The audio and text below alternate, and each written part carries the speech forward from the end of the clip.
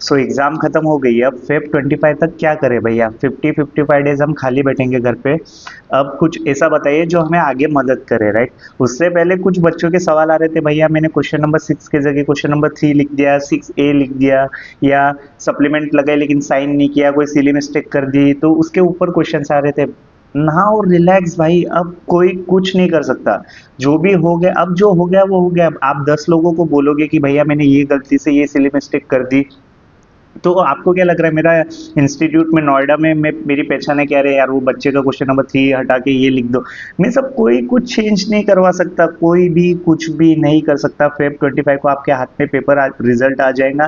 That's it, अब chill करो, right? मेरे को भैया, आपको भी आते थे ऐसे डाउट? भाई हर बार आता था कि अरे यार वहां पे शायद से मैंने क्वेश्चन नंबर 3 का के जगह मैंने क्वेश्चन नंबर 2 लिख दिया है, शायद से, ऐसा आता था मेरे मन में, और पेपर के अगले दिन ही आता था।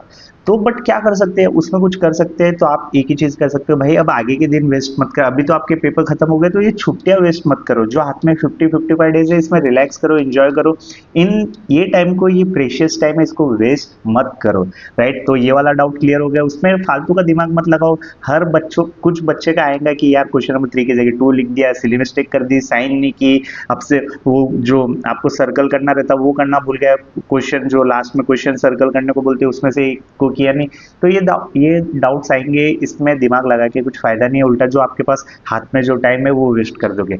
नाउ अब 50-55 डेज हाथ में, अब क्या कर सकते हैं, राइट? अगर मैं आप लोगों की जगह होता तो सबसे पहले मैं अपनी टाइपिंग स्पीड बढ़ाता, राइट?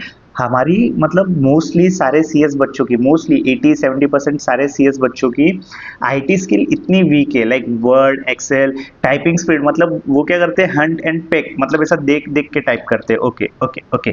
तो भैया इसमें प्रॉब्लम क्या है देख देख के टाइप करने में? कुछ नहीं, जब आप, आपके जो 21 महीने हैं, राइट, उसमें आप मीन्स अच्छी खासी मतलब 5-6 हज़ार में काम करो, ऊपर से गालियां सुनो, तो वो चलेगा नहीं, राइट? तो आप क्या कर सकते हो, ये जो 50-55 डेज है, आपकी टाइपिंग स्पीड आप 35-40 वर्ड पर मिनट लेके जा सकते हो, राइट? 35-40 वर्ड पर मिनट अच्छी टाइपिंग स्पीड हो।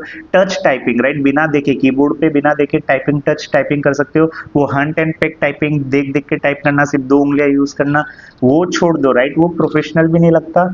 और आपका जो इंटर्नशिप का पीरियड है, अगर आपकी टाइपिंग स्पीड 35-40 वर्ड पर मिनट रहेगी तो 21 महीने अच्छे जाएंगे। देख देख के टाइप कर रहे हो, मैनेजर गालियां देगा, ऊपर 5-6 हज़ार में काम करो, ऊपर से गालियां भी सुनो, तो वो नहीं चलेगा। वर्ड पे कमांड लेके आ सकते हो, थोड़े वर्ड के वीडियो देख लो, 1-2 घंटे के, यूट्यूब पे बहुत सारे पड़े। एक्सेल पे, एक्सेल इतना भी नहीं किया चलेगा, बट मैं होता तो सीख लेता, लाइक 20-30% टाइम एक्सेल को भी दे देता। मोस्टली आपका काम इंटर्नशिप के दौरान वर्ड में रहेगा। तो ये जो 50 डेज हाथ में है, तो आप इंटर्नशिप की तैयारी कर सकते हो, प्रैक्टिकल नॉलेज ले सकते हो जो कि आगे काम में है।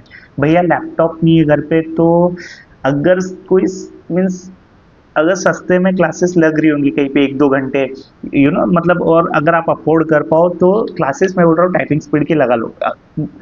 अगर पूरा दिन खाली जा रहा है तो ही मैं सजेस्ट करूंगा, अदरवाइज कुछ नहीं, कुछ वीडियोस देख लो मोबाइल पे, दैट्स इट, इनफ है। ये 21 महीने में आप टाइपिंग स्पीड का भी सीख लोगे, राइट? बट वो 21 महीने आपसे काम करवाएंगे, वो टाइपिंग स्पीड का टाइम आपको अलग से ही निकालना पड़ेगा, वो मिलेगा नहीं। तो मैं यही बोलूंगा 35-40 वर्ड पर मिनट की टाइपिंग स्पीड बढ़ा लो। हमारे क्योंकि प्रैक्टिकल है ही नहीं, प्रैक्टिकल सब्जेक्ट है ही नहीं, पूरे दिन हम बुक्स पढ़ते रहते हैं, तो ये आईटी स्किल में सारे सीएस बच्चे वीक रहते हैं। तो मैं 50 डेज में क्या करूंगा, मेरी टाइपिंग स्पीड 35-40 वर्ड पर मिनट तक लेके जाऊंगा, वर्ड पे थोड़ी सी कमांड, एक्सेल पे थोड़ी सी कमांड, ये चीज़ों पे ध्यान दूंगा। ओके भैया, और क्या कर सकते हैं? और मेरे स्टॉक मार्केट की वीडियोस चेकआउट कर सकते हो आप, प्लेलिस्ट पे जाओगे, वो देख सकते हो, मैंने 2-3 वीडियो डाल दिए, और मैं डालूंगा जितने हो सकते हैं और वीडियोस डालूंगा। तो एक स्टॉक मार्केट की सीरीज लाऊंगा फ्रॉम स्क्रैच, मतलब कोई 12th पास आउट भी है, साइंस से, कॉमर्स से, कहाँ से भी 12th पास आउट को भी समझ में आएगा, 10th 12th पास आउट को इतना बेसिक से सीखूंगा, तो आप वो चेकआउट कर सकते हो, फ्री ऑफ कॉस्ट है, कोई भी नहीं। मैं क्या करता था, और ये तो चलो मेरा प्रमोशन हो गया, मैंने खुद का ही प्रमोशन खुद के इससे कर दिया। दूसरा क्या करता था मैं, कि मैं मेरे मैक्रोस क्लियर करता था।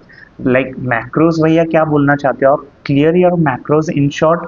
मैं देखता था कि ओके, फेड अगर इंटरेस्ट रेट काट रहा है तो हमारे स्टॉक मार्केट पे इम्पैक्ट क्या आएगा? उसने इंटरेस्ट, फेड बोलता है कि ओके मैं इंटरेस्ट रेट काट रहा हूँ तो स्टॉक मार्केट क्यों उठ रहा है? वो बोल देता है कि ओके मैं इंटरेस्ट रेट कट करने वाला हूँ लेकिन थोड़े टाइम बाद करूंगा, राइट, ये टाइम पे नहीं करूंगा, तो स्टॉक मार्केट गिरने लग जाता है, राइट? अगर इंटरेस्ट रेट बढ़ रहा है तो स्टॉक मार्केट क्यों इंटरेस्ट रेट बढ़ रहा है तो स्टॉक में खुद कंफ्यूज हो गया, इंटरेस्ट रेट बढ़ रहा है तो स्टॉक मार्केट क्यों कर रहे गिरेगा, इंटरेस्ट रेट कट हो रहा है तो स्टॉक मार्केट क्यों ऊपर जा रहा है।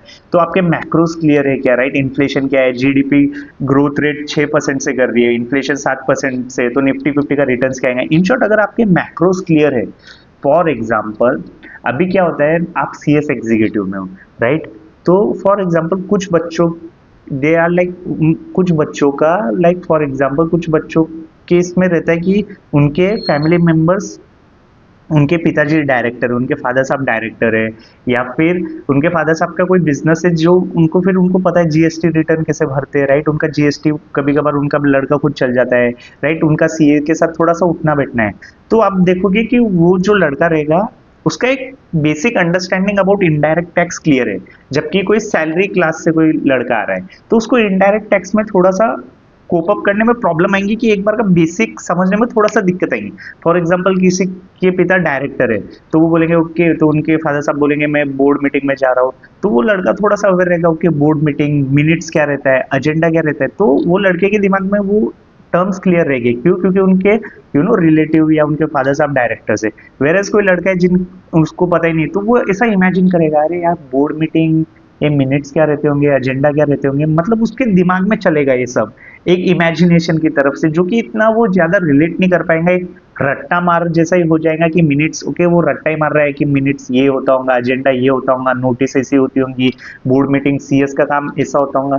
मीन्स सारा उसके दिमाग में, क्योंकि प्रैक्टिकली तो कोई मीन्स हमारा लाइक प्रैक्टिकली हम सीखते ही नहीं है, ना ही हम एमसीए पोर्टल खोल के देखते हैं कभी, एमसीए 21 खोल के देखते हैं ना, निप्स वगैरह बीएससी इंडिया कुछ खोल, लाइक बेसिकली पोर्टल वगैरह हम चलाते ही नहीं, तो हमारा सारा काम फॉर एग्जांपल स्टॉक मार्केट का कि ओके, तो हम ऐसा इमेजिन करते होंगे कि ऐसा शेयर प्राइस ऐसा चलता होगा, फ्यूचर ऑप्शन ऐसा रहता होगा, derivative right, options, strike price, तो ये सारी चीजें सिर्फ इमेजिनेशन, मीन्स एक तरह से मीन्स पूरा रट्टा सिस्टम वाला चल रहा है, राइट। तो मतलब उसमें क्या लड़का इमेजिन करते जा रहा है, तो उसको प्रैक्टिकल का इतना वो ही नहीं, प्रैक्टिकल का क्या बोलते हैं, एक्सपोजर उतना है नहीं। तो आप क्या कर सकते हो, तो आपके मैक्रोस क्लियर करो। एक बार का मैक्रोस क्लियर हो गए, राइट, थोड़ा सा पता चल गया ग्रोथ रेट क्या रहता है, इन्फ्लेशन क्या रहता है, कंपनी क्वार्टरली रिजल्ट पोस्ट कैसे करती है, राइट, तो वो क्वार्टरली रिजल्ट के हिसाब से उसका स्टॉक प्राइस कैसे इम्पैक्ट होता है, वैल्यूएशन क्या रहता है, प्राइस टू अर्निंग रेशियो क्या रहता है, सेल्स ग्रोथ वगैरह, पैट मार्जिन, फलाना डिमकाना, शेयर होल्डिंग पैटर्न वगैरह क्या रहता है। तो ये सारी चीज़ें अगर आपको पता रहती है, क्वार्टर ऑन क्वार्टर ग्रोथ क्या रहता है, ईयर ऑन ईयर ग्रोथ क्या रहता है, H1 ग्रोथ क्या रहता है, अगर ये सारी चीज़ें आपको थोड़ा सा थोड़ा थोड़ा बेसिक बेसिक ये 50 डेज में बेसिक बेसिक बेसिक आइडिया आया, तो फिर आगे की जर्नी बहुत मक्खन जाती है, आगे की जर्नी बहुत ईजी जाती है। आगे फिर वो सिर्फ एक इमेजिनेशन नहीं, आपको पता रहता है कि सामने वाला ये बोल रहा है कि इसका मतलब ये है, क्योंकि मैंने वो पढ़ा है। तो भैया हम क्या कर सकते हैं, आप सिर्फ बोल रहे हो, हमें सॉल्यूशन तो दो कि इसके लिए हम क्या करें। इसके लिए you can start watching Nitin Kamath, Nikhil Kamath, इन लोग निखिल कामत के पॉडकास्ट। ये लड़का, मतलब लड़का बोल रहा हूँ, जीरोधा के जो ये फाउंडर तो नहीं है, को फाउंडर है निखिल कामत, मेन जीरोधा इन्होंने बनाया नितिन कामत, बट जो उसका 7 साल छोटा भाई है निखिल कामत, अभी उनका एक रिसेंट पॉडकास्ट आया है, वो चेकआउट कर सकते हो आप, राइट। तो अगर आप इनके पॉडकास्ट देखोगे और सिर्फ सुनोगे, लाइक 2-2 घंटे के, 3-3 घंटे के पॉडकास्ट, मतलब मेरा तो जा नहीं रहा है, राइट, बट आपको एक बेसिक मैक्रो इकोनॉमी में क्या चल रहा है उसका छोटा सा आइडिया आएगा। ओके, आप नितिन कामत के 2-3 पॉडकास्ट सुन सकते हो, अभी उनका रिसेंट पॉडकास्ट देख सकते हो जहाँ पे उनको स्ट्रोक आया है और उन्होंने बहुत दिनों बाद ये पॉडकास्ट दिया था, अभी अभी रिसेंटली आया है। तो स्ट्रोक के बाद, स्ट्रोक सोचो भाई, इतना बड़े आदमी को स्ट्रोक आ गया, क्यों? रात, due to lack of sleep, lack of sleep मतलब उन्होंने क्या किया था, जीरोदा जो है, जीरोदा वो इतना चल नहीं रहा था, बिकॉज एंजल वन का आपने देखा होगा आईपीएल में एकदम धमाकेदार, एकदम आईपीएल में जो प्रमोशन किया था, ग्रो का प्रमोशन देखोगे, जीरोदा का तो इतना मार्केटिंग करते नहीं, तो इन्होंने इतनी मार्केटिंग की जिसकी वजह से जीरोदा नंबर 1 से नंबर 2 नंबर 3 2015-2018 में प्री कोविड जीरोदा टॉप पे था। कोई मतलब इसने स्टार्ट किया था जीरोदा ने, बाद में न्यू प्लेयर्स आए तो उसने जीरोदा को फेंक दिया। तो आई थिंक, तो जो ये थे नितिन कामत थे, इसके वजह से इनको बहुत टेंशन चल रहा था, और वो पॉडकास्ट सुनोगे तो वो बोल रहे थे कि my journey in Zerodha I think की खत्म हो गई है। तो आप देखोगे, मीन्स अगर आप थोड़ा मैक्रो मैक्रो बड़े बड़े लोगों का ये मैक्रो टर्म्स के बारे में समझोगे, तो इजीली आपका माइक्रो जो माइक्रो रहता है वो अपने आप क्लियर हो जाएगा। इन शॉर्ट ऐसा बोलना है।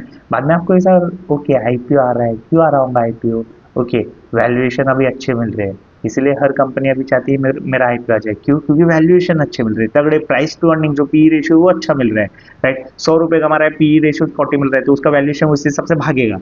तो ये सारी चीजें अगर आपको पता रहेगी तो कंपनी सेक्रेटरी की जर्नी आगे जाके थोड़ी थोड़ी थोड़ी थोड़ी इजी रहेगी। तो फिर आप पेपर में रट्टा भी नहीं मारा तो आपको क्वेश्चन का आइडिया से आप आपके हिसाब से आंसर लिख सकते हो, अगर आपको क्वेश्चन याद नहीं है, जैसे कि मेरा दोस्त धनंजय करता है, राइट।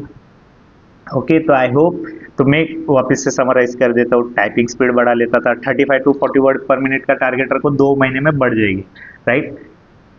वर्ड पे कमांड, एक्सेल पे कमांड, क्लियर या और मैक्रोस। तो मैक्रोस के लिए क्या कर सकते हो, मेरे स्टॉक मार्केट की सीरीज जो मैंने डाली वो चेकआउट कर सकते हो, पॉडकास्ट देख सकते हो। किसके पॉडकास्ट भैया, निखिल कामत के, नितिन कामत के भी 2-3 पॉडकास्ट उनके देख सकते हो, मोतीलाल रामदेव अग्रवाल को सुन सकते हो, दमानी साहब को सुन सकते हो, रमेश दमानी को, इनको सुन सकते हो, राइट। और राकेश झुनझुनवाला के पुराने पॉडकास्ट उठा के, पुराने इंटरव्यूज उठा के चेकआउट कर सकते हो। और जो भी सीईओज है, नए नए सीईओज है, उनके इंटरव्यू चेकआउट कर सकते हो, ताकि आपके मैक्रोस क्लियर रहेंगे। तो आपको फिर माइक्रो जो भी आपका छोटे छोटे board meeting, EGM, share price क्या रहता है, राइट, फ्यूचर ऑप्शन जो भी ये है, इंट्राडे करने का नहीं बोल रहा हूँ, फ्यूचर ऑप्शन करने का नहीं बोल रहा हूँ, फ्यूचर ऑप्शन क्या रहता है वो समझने का बोल रहा हूँ। इंट्राडे एफएनओ से दूर रहना, वरना बर्बाद हो जाओगे। वो इंस्टीट्यूशन का काम है, उन्हें करने दो, हमें मत करो, रिटेलर्स मत करो। आप सिर्फ इन्वेस्टमेंट कर सकते हो, बट इन्वेस्टमेंट भी दूर की बात है, पहले कंपनी सेक्रेटरी बन जाओ। पैसा ही नहीं है तो इन्वेस्टमेंट कहाँ से करोगे, राइट। चलो, बहुत बड़ा वीडियो बन गया है, ओके। तो पेपर खत्म हो गए, उसके बारे में सोचो मत। 25 दिन, जो भी 50-55 डेज आपने उसको बेटर बनाने के बारे में सोचो, ओके बाय।